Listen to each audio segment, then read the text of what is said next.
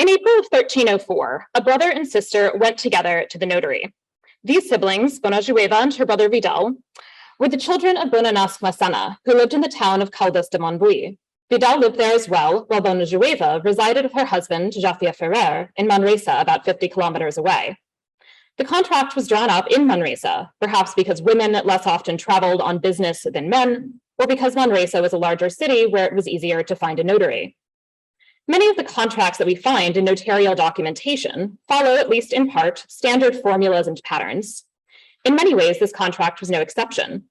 As families navigated complex inheritance strategies, it often became legally convenient for one family member to release another from any further inheritance claims. In this contract, Bonajueva, acting with her husband's consent, acknowledged that she had received from her brother all that was owed to her from their late father's estate. What makes this particular contract distinct is, first of all, that Bonajueva and her family were all Jews. First of all, in Manresa, their identity meant that the notary recorded the contract in a specially designated register, one of the city's Libri Judaeorum, or Books of the Jews. Second, the participant's Jewish identity is not merely incidental. It is reflected in how they described their relationship to documentary culture. Bonajueva released her brother from any claims which she could make on the basis of Hebrew or Christian contracts. This phrase appears in numerous notarial contracts involving Jews in the Crown of Aragon. Even if its use here was formulaic, rather than a reference to a specific set of multilingual contracts, the phrase nevertheless implies that it was normal for Jews to rely on a combination of Hebrew contracts drawn up in accordance with Jewish law and Latin contracts drawn up by Christian notaries working within a legal system that blended Roman law and local customary law. In other words, when Jews in the Crown of Aragon shaped their strategies for the transmission of property within and between families, they participated in a multilingual and legally pluralistic contractual culture. This contract is one of many I have encountered thus far in my initial research for a new book project, which seeks to explore how Jewish men and women engage with notarial culture when documenting arrangements related to inheritance, marriage, and divorce. At first glance, the transmission of inheritance might seem an unlikely venue for interreligious interaction in the medieval Iberian Peninsula. After all, Jews in the Crown of Aragon enjoyed the privilege of self-governance in most internal affairs, including family law. However, some Jews nevertheless chose to draw up contracts related to the transfer of inheritance with Christian notaries. Thus far, my research indicates that the Jews who drew up notarial wills, donatio inter vivos contracts, and other Latinate documentation related to inheritance did not necessarily seek to circumvent Jewish law. Rather, they valued a combination of Latin and Hebrew-Aramaic contracts as a means of making their inheritance choices intelligible, both within and beyond the Jewish community. Even though most of these contracts directly describe relationships between Jews, they also tell us a great deal about the nature of interreligious interaction in the Crown of Aragon. On the one hand, the mostly elite Jews who drew up these contracts valued business ties with Christians, appreciated the security and clarity provided by Latin contracts, and had often developed an everyday familiarity with notarial culture. At the same time, however, when they transmitted wealth from generation to generation, they also cared a great deal about the transmission and performance of Jewish identity. Moreover, despite their familiarity with notarial culture and their willingness to benefit from it, the process of creating notarial family law contracts required them to grapple with the challenges of communicating and translating Jewish legal concepts to Christian legal professionals, who may have been confused, disinterested, or perhaps even hostile. My paper today will draw on a set of 134 notarial contracts related to Jewish inheritance found in the archives of Barcelona, Girona, Manresa, Puigcerdà, Vic, and Valencia. As the project continues, I plan to consult additional archives both within and beyond the Crown of Aragon and the Iberian Peninsula, with the goal of drawing connections and comparisons across the Western Mediterranean. Only 12 of these contracts are wills. Others include arbitrations, inheritance payouts, efforts on the part of heirs and executors to settle debts, premortem inheritance grants, arrangements made for guardianship, and inventories of the goods of the deceased. This wide array of contracts beyond wills allows us to see not only how the dying adapted these inheritance strategies to their own needs, but also how not only how the dying envisioned the division of their goods, but also how the living adapted these inheritance strategies to their own needs in cooperation or conflict with other heirs. Given that Jewish wills have thus far received more extensive study, however, than other types of notarial documentation linked to inheritance, I do want to begin with a discussion of these 12 wills drawn up by Jews in the Crown of Aragon. Wills are also of particular interest because at first glance, some, albeit certainly not all, do appear at least to challenge some of these stringent Jewish legal norms about the order of inheritance. However, discussions of inheritance, even among the least legally flexible rabbis in the Crown of Aragon, Kof, Solomon ibn Adrat, Kof, suggest that local understandings of Jewish law affirmed testators' abilities to make personal choices about how they divided their assets and accepted a variety of legal loopholes that in practice undermined the strict order of inheritance. Jewish law is neither universal nor unchanging, but the order of inheritance derived from the Talmud and outlined here by Maimonides in his Mishnah Torah was generally agreed upon, at least in theory. Apologies for the wall of text. I tried to cut it down as best as I can. There's a lot of detail in inheritance law. But the basics are children always receive priority as heirs, with a single exception that a husband takes precedence as heir to his wife. Wives, in contrast, have no right whatsoever to inherit from their husbands. Among children, sons always take precedence over daughters as heirs. This gendered principle is second only to the order of generations. Fathers inherit from their childless sons, although mothers do not, followed by siblings of the deceased. Despite this apparent stringency, rabbis in the Crown of Aragon approached these regulations with flexibility, insofar as the dying refrained from disinheriting their sons. That's the big, nobody's doing that. Mothers were allowed to inherit from childless sons in the absence of other obvious heirs. Rabbis generally did not express concerns about parents who chose to divide their estate among both sons and daughters, especially if the daughters were unmarried and owed a dowry. Additionally, once the estate needed to be portioned off to some combination of nieces, nephews, and grandchildren, rabbis in the Crown of Aragon did not seem particularly interested in the nuances of inheritance law. In such cases, they often upheld the right of the dying to divide their wealth as they saw fit. Rabbi Yom Tov Ishbili, for example, even overtly affirmed the validity of a Jewish man's Latin will, which preferred one nephew over another, despite their equal claims under Jewish inheritance law. So with these caveats in mind, only 3 of the 12 Jewish testators selected heirs outside of the confines of Jewish law, and all 3 of these testators are men who selected their wives as universal heirs. One of these, Jacob Astrug, who drew up his will in Puj Sarda in 1315, probably selected his wife Astar as his heir because he had no other living close relatives. He named 2 executors, but did not claim family ties with either. The only legacies he left were a grant of 50 sous to the poor and a grant of all his clothes to a man named Isaac Mosa, perhaps an impoverished member of the Jewish community. The other 2 men who named their wives as universal heirs had daughters but no sons, and both named their wives and daughters as joint heirs. Strikingly, even those who did employ notarial contracts to make legal arrangements perhaps questionable within the confines of Jewish law still did not diminish the inheritance of sons. Wives only became acceptable heirs for childless and daughtered men. Moreover, while these 3 men employed Latin wills to transmit wealth to their wives, Hebrew contractual culture already had a loophole which allowed men to make their wives their de facto heirs if they wished to do so. A premortem Hebrew gift or grant contract legally superseded other inheritance rights, and local rabbis affirmed the validity of such contracts even in situations where fathers temporarily divided their assets between a wife and sons. In my first book, The Fruit of Her Hands, I discussed extensively the case of Bonadonna, widow of Aspru Caravita of Girona, who collected debts owed to her late husband on the strength of a Hebrew contract which granted her all her husband's goods and the debts owed to him.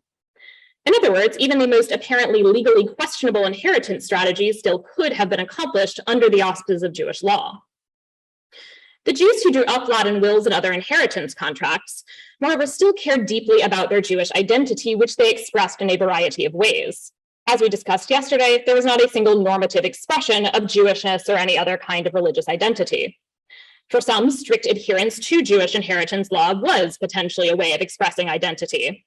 Reina, widow of Isaac ben David of Girona in 1349, left all her assets to her son, her clear heir under Jewish law. And Gut, wife of David Canviador of Vic, named her husband as primary heir in both the 1266 and 1284 versions of her will.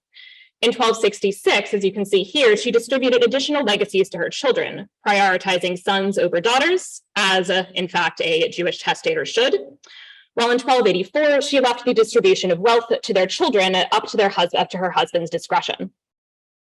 Both of these women made choices informed by Jewish inheritance law.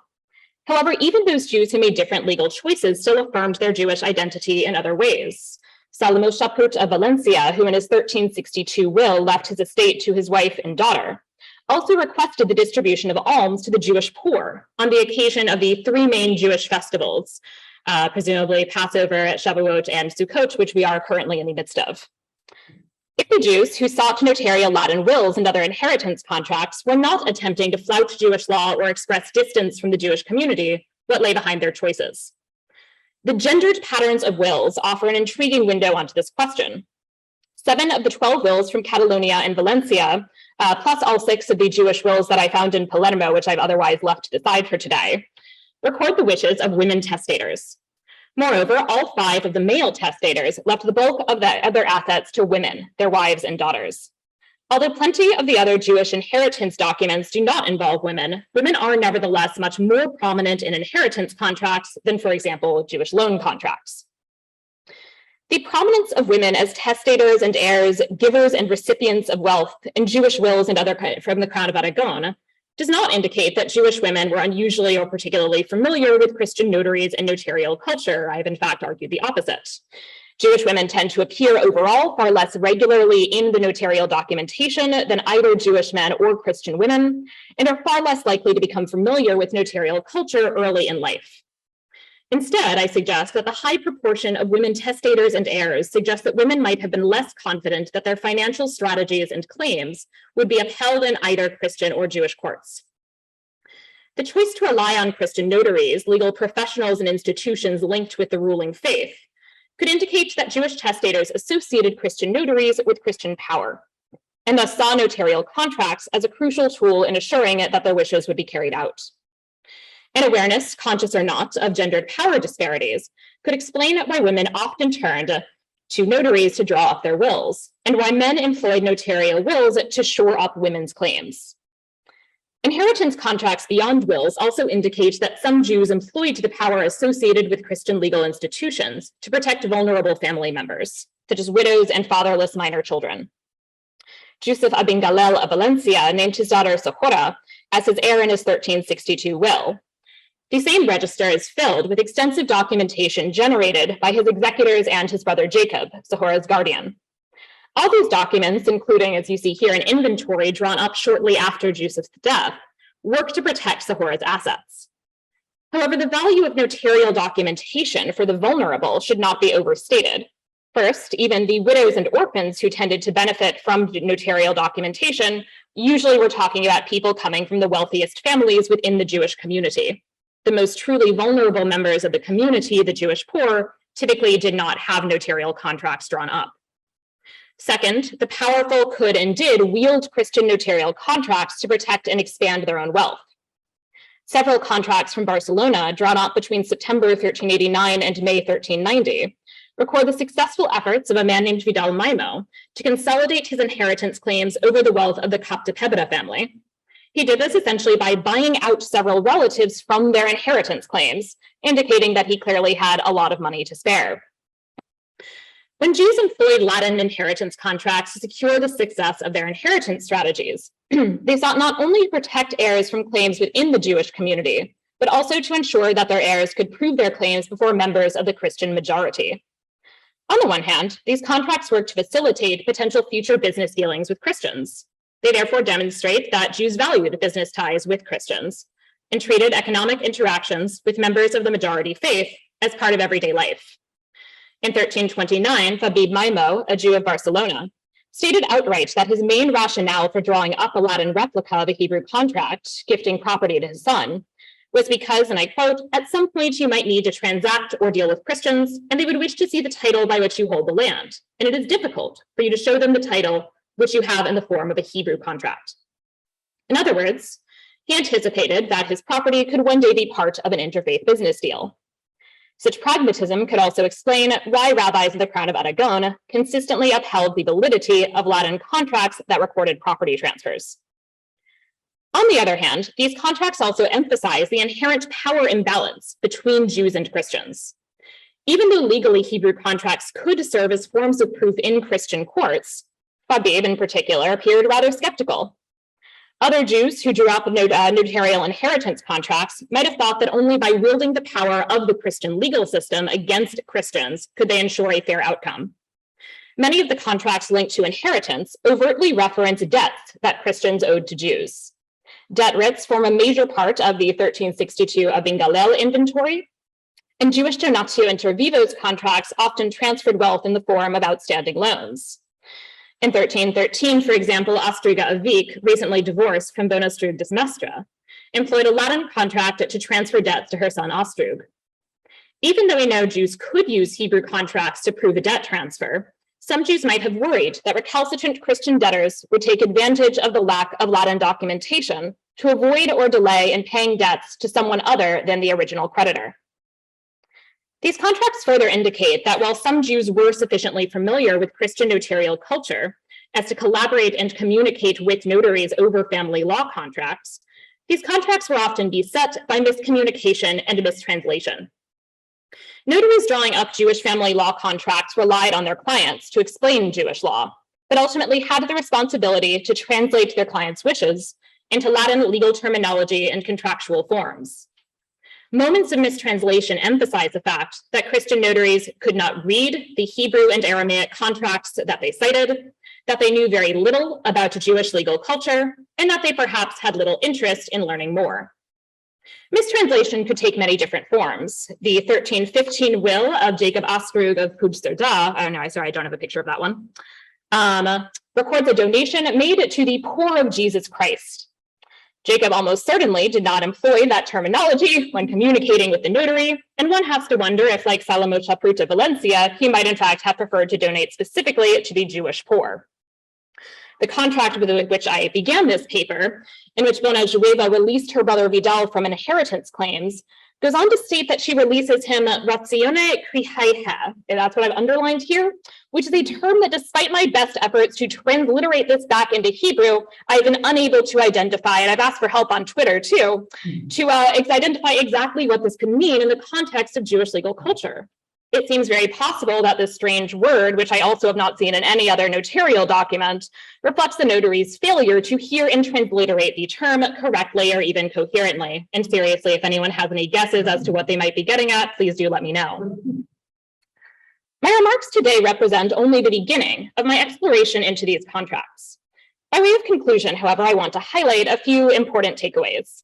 First, we cannot assume that Jews always chose to draw up notarial family law contracts as a means of circumventing Jewish law. The reality is almost certainly more complicated. The practice of citing Hebrew and Aramaic contracts indicates that Latin contracts often existed alongside, not instead of, Hebrew and Aramaic ones. The citation and translation of Hebrew contracts and Jewish legal practices might even have functioned to affirm families' Jewish identity when they went to the notaries. Moreover, medieval Jews, like modern ones, understood and expressed their Jewish identity in myriad ways. Even if they did pursue inheritance strategies that ran counter to normative Jewish law, they still worked to express their Jewish identity in interactions with Christian legal professionals. Second, these contracts emphasize the importance of social, economic, and legal relationships between Jews and Christians, as seen through both the prevalence of business ties with Christians and Jewish familiarity with Christian legal culture. At the same time, however, they point to the power imbalances inherent in these interreligious interactions. Jews' pragmatic choices to use the services of the notaries to draw up notarial family law contracts could easily exist alongside an awareness that such legal practices formed a part of their subjugation to an often hostile ruling faith. Thank you.